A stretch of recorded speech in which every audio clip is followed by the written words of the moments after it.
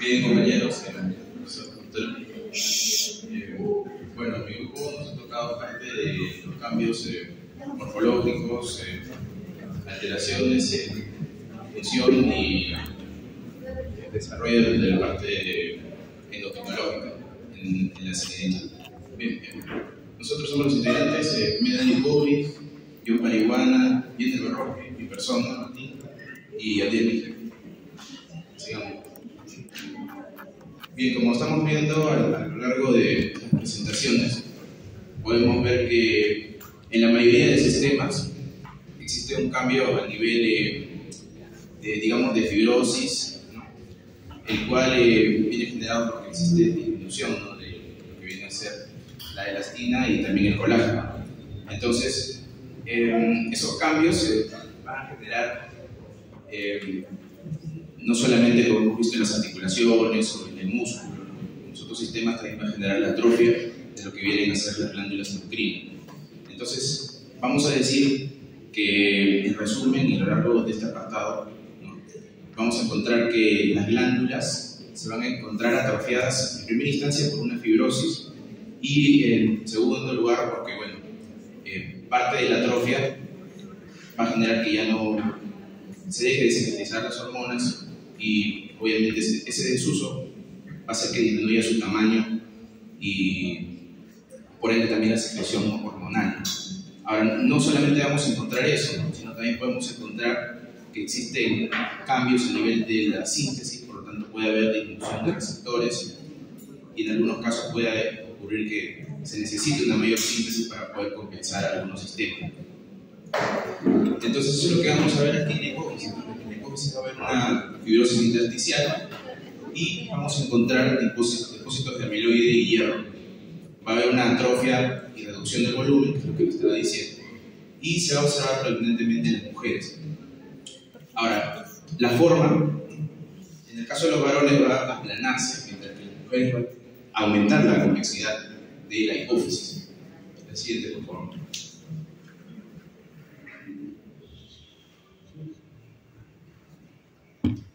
Ok, entonces, en cuanto a las hormonas, ¿no?, la secreción de las hormonas de la hipófisis anterior, vamos a encontrar que existe el cambio a nivel la disminución de la secreción de estas, o ya sea en el tipo de secreción, la pulsatividad que va a ocurrir.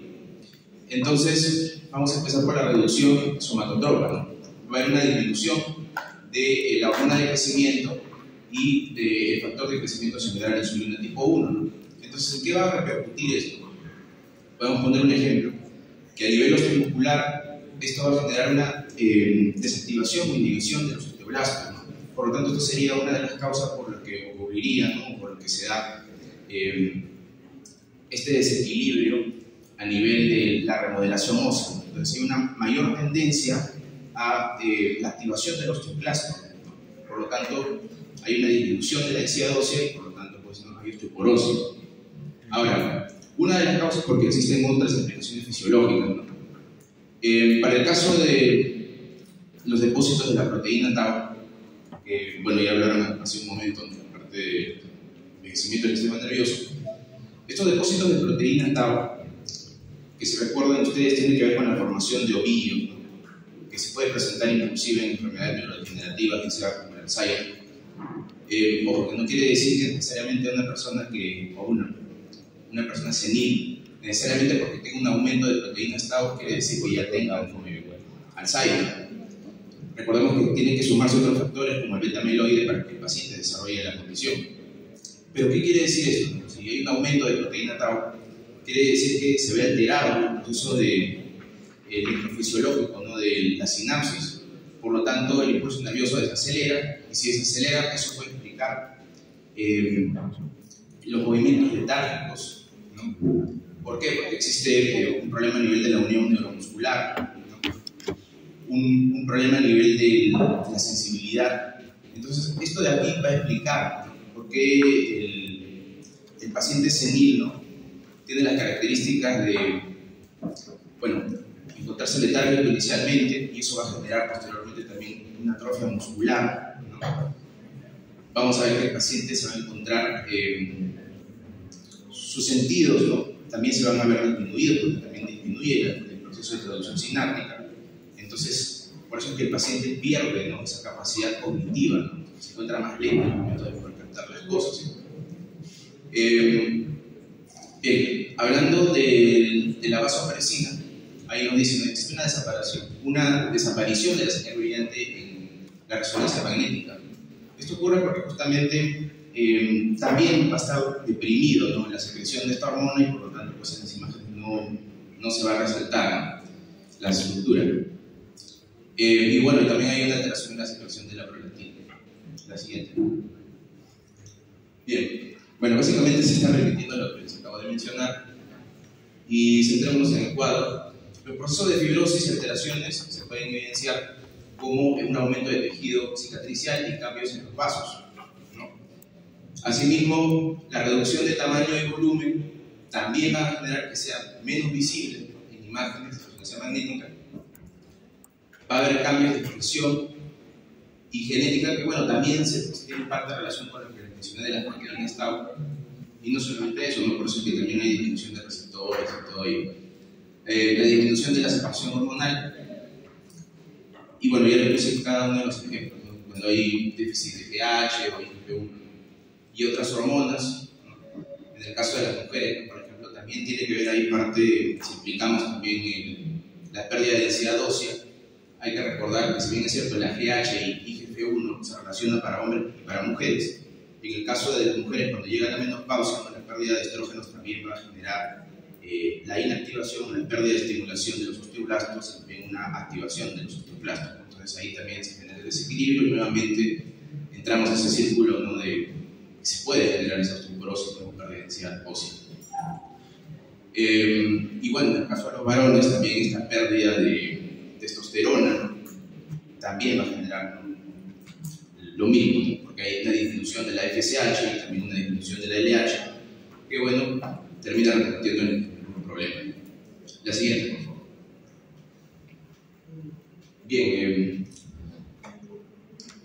básicamente está repitiendo lo mismo, ¿sí? Hay una disminución de la GH, disminución de la prolactina, existen alteraciones en los ritmos hormonales, porque estamos diciendo que también hay un déficit de FSH y LH, ¿no? Por lo tanto, la función reproductiva también empieza a desaparecer. Y obviamente, en el caso de las mujeres entran en la menopausia. El ritmo circadiano también empieza a cambiar. Y bueno, esto era lo que les decía, ¿no? Siempre hay algunas excepciones. Estamos hablando del eje hipotálamo comisario adrenérgico, ¿no? Este sí se va a encontrar activado, ¿no? Hay una hiperactividad de este eje, por lo tanto hay una mayor secreción de STH, y vamos a verlo eso más adelante, ¿no? Incluso hay cambios morfológicos, como les decía, producto de la fibrosis, que van a generar que los vasos pierdan extensibilidad. Por eso es que en la fase inicial vamos a encontrar un proceso de hipertensión, y más adelante también vamos a encontrar un proceso de hipotensión. Si la persona ha sufrido hipertensión desde el inicio, evidentemente la fase de hipotensión va a ser aún más severa, ¿no?, porque el cuerpo ya ha sufrido modificaciones, el ventrículo ha sufrido modificaciones.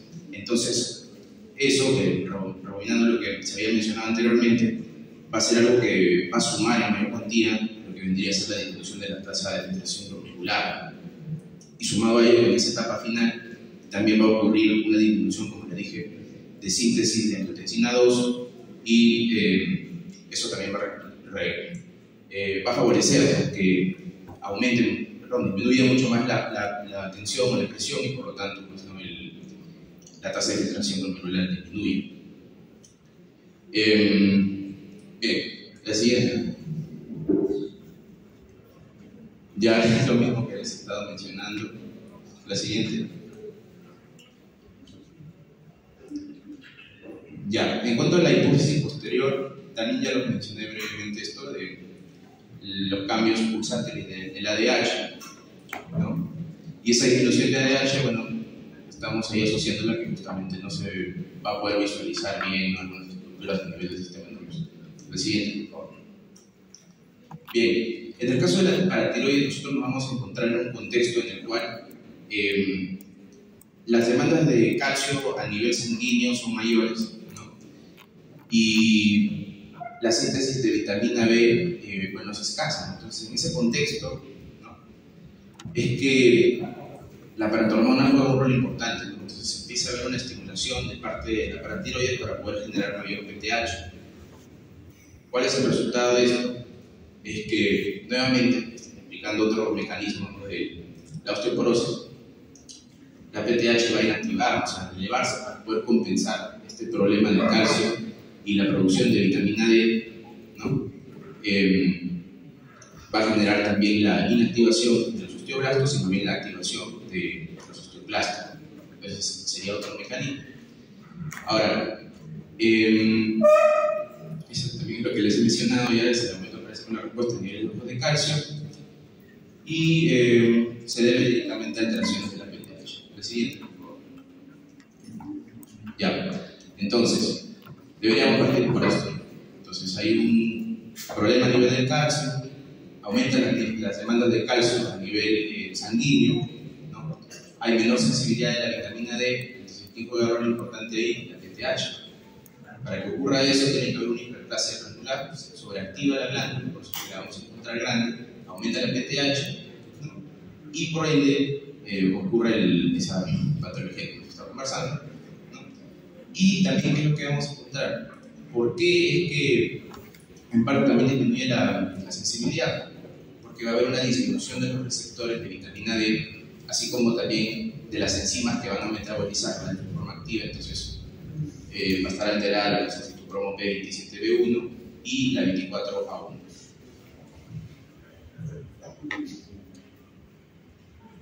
Bueno,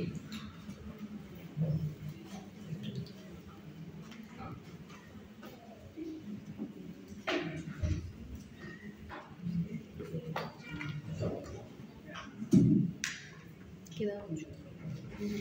Bueno, para seguir vamos a ver las áreas de la tiroides en el envejecimiento. Vamos a ver que va a haber cambios tanto morfológicos como funcionales. Para comenzar vamos a ver que va a haber tanto atrofia como fibrosis en la tiroides. Vamos a encontrar que va a haber folículos más pequeños y con menos coloides. También vamos a encontrar que estos pacientes ancianos van a tener tanto óseos y también, ¿cómo se llama?, y nódulos de tiroideos. El tamaño puede disminuir, pero su funcionalidad va a seguir estando constante. No va a haber ningún cambio en la gran mayoría de los pacientes, ¿no? Vamos a ver que también la TSH, va a haber una disminución de la respuesta del TSH al TRH. Bueno, también vamos a ver que los pacientes van a tener el TSH normal. En la gran mayoría, solo va a haber un 6% de pacientes que se pueden encontrar una elevación del TSH y que tenemos que estar descartando la tiroiditis inmune, puede ser una hipotiroidismo subclínico. Vamos a ver que tanto el T4 va a estar normalmente, no va a haber ningún cambio, pero el T3 puede estar disminuido, ya que no va a haber la conversión de T4 a T3. Y esto también puede llevar a un metabolismo basal más disminuido y eso va a llevar a un menor oxígeno a los tejidos. Y por eso podemos ver en los pacientes que pueden tener la clínica de la fatiga, el envejecimiento cognitivo, pueden intolerancia al frío, a la dislipidemia y un riesgo cardiovascular. Sí, por favor. Bueno, ahora vamos a ver la corteza suprarrenal. Para ver la corteza suprarrenal vamos a encontrar que puede haber fibrosis y también unos pequeños nódulos y que el tamaño de la glándula no va a cambiar. Los cambios funcionales, vamos a ver que el ACTH del cortisol va a estar constante, no va a haber ningún cambio, pero vamos a ver que estos pacientes, su respuesta al estrés va a estar disminuida, ya que aproximadamente la secreción y excreción de cortisol va a estar disminuida en un 30% en comparación de las personas, de los adultos jóvenes, ¿no? Esto se va a deber más que nada al aceleramiento metabólico que va a ser más lenta por las alteraciones también hepáticas por su edad. También va a haber una disminución de los andrógenos en ambos sexos y también se va a disminuir el testosterona por la menor capacidad de regular el sodio y el agua. Y en la clínica vamos a ver que los pacientes van a tener menor resistencia al estrés, mayor vulnerabilidad a infecciones, fragilidad, riesgo de hipotensión y hiponatremia.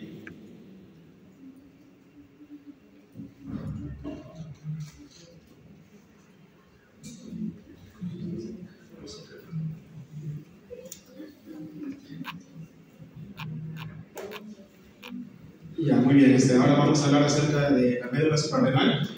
Y bueno, los principales cambios que vamos a observar aquí, vamos a ver a nivel de la adrenalina y la noradrenalina. En la adrenalina, principalmente en un paciente adulto mayor, los niveles no se van a llegar a modificar porque principalmente las células que lo llegan a producir no se ven significativamente afectadas. Sin embargo, a nivel de la noradrenalina, los niveles van a empezar a aumentar con mayor producción. Esto debido a que cuando ya se llega al envejecimiento, ¿no? Las personas cuando estén de pie, ¿no? en una hiperestación, cuando quieran realizar ejercicios o sus actividades cotidianas, a la ingesta de glucosa, ante el estrés, a la exposición al calor, ¿no? Esto lo que ocasiona es que ocurre una mayor producción de la adrenalina. ¿Cuáles llegan a ser las posibles causas? Las posibles causas es que hay una disminución de la sensibilidad a las catecolaminas en los órganos diana principalmente y una disminución de los números de receptores, que esto va a evitar que haya una mayor captación. Por eso es que hay un aumento con relación a la adrenalina. En la clínica principalmente vamos a ver que va a haber un mayor riesgo de hipertensión, una menor tolerancia al ejercicio y también un riesgo de una crisis hipertensiva. Siguiente. Y bueno, ya para terminar, vamos a hablar un poco acerca del páncreas, ¿no? Como ya sabemos, lo principal que va a ocurrir a nivel del páncreas es los principales cambios en la glucosa. Lo que ocurre es que va a haber un aumento a nivel de la glucosa basal y también la glucosa postprandial. Lo que va a pasar es que en la glucosa basal va a haber un aumento en los valores, ¿no? De 6 a 14 miligramos por decilitro por cada 10 años, después de que la persona pasa los 50 años. Y con relación a la glucosa postprandial va a haber un aumento entre 1 a 2 miligramos por decilitro cada 10 años.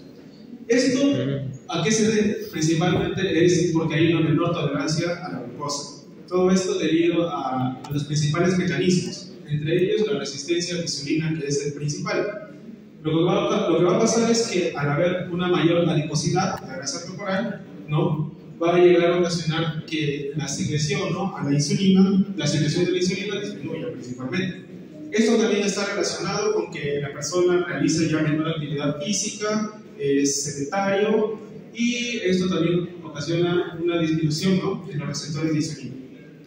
Al ocasionar una menor secreción de la insulina, esto es porque obviamente se encuentra asociado a la edad, ¿no? Y también por los, bueno, no solamente por los factores de estilo de vida, ¿no? Como ya sabemos que una persona adulta ya no hace las mismas actividades que una persona joven.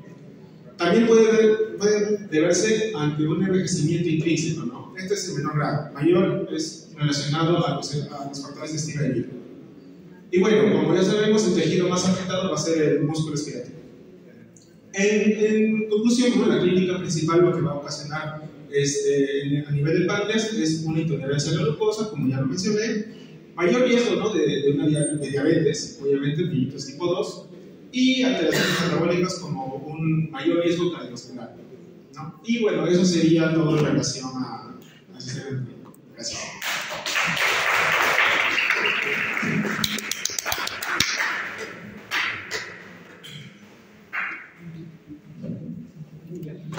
Muy bien, han explicado todos los cambios más importantes a nivel del sistema endocrino y quiero que se queden con que uno de los cambios más importantes que hay es a nivel tiroideo. Entonces mencionaron el hipotiroidismo subclínico, eso es bien frecuente en los adultos mayores. Solo vamos a ver en una clase aparte. Pero sobre todo el cambio principal es porque el hipotiroidismo subclínico se caracteriza porque hay un aumento de la TSH, sin embargo la T4 se mantiene intacta.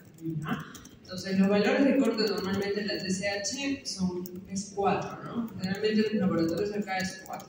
Pero ya existen estudios a nivel internacional en que el corte en adultos mayores es hasta 7, ¿ya? Y de 7 incluso puede haber pacientes que tengan TSH mayor de 7 y no necesariamente necesitan tratamiento, porque esta es una evaluación muy individualizada. Y si tienen TSH entre 7 a 12, generalmente los nuevos estudios dicen que se debería mantener en observación y solo dar tratamiento a los que tengan síntomas, ¿no? Por ejemplo, olvidos, trastornos cognitivos, síntomas depresivos, varios de los que han mencionado los compañeros.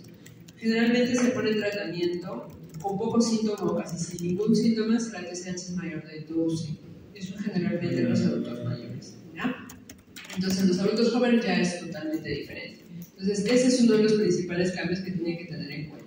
Todo lo demás que he explicado en relación al cortisol también está muy bien.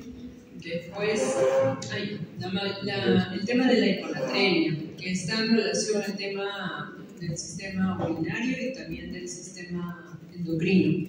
Si hay más riesgo de hacer CIJAP en los adultos mayores, sí, hay más riesgo. Que la parte fisiológica y anatómica tiene que ver, sí, como parte del envejecimiento. Pero no se debe quedar la idea de que envejecimiento igual hiponatremia. No. O sea, es más riesgo no significa que necesariamente todos van a ser hiponatremia. Y en la parte renal, lo que pasa es que hay un trastorno en el recambio del sodio en la enlaza de Henle.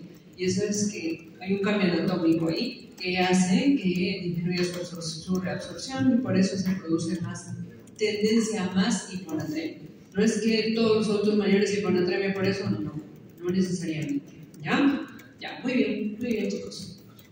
Un aplauso para eso. El último grupo de los sentidos. Sí, de la comunicación.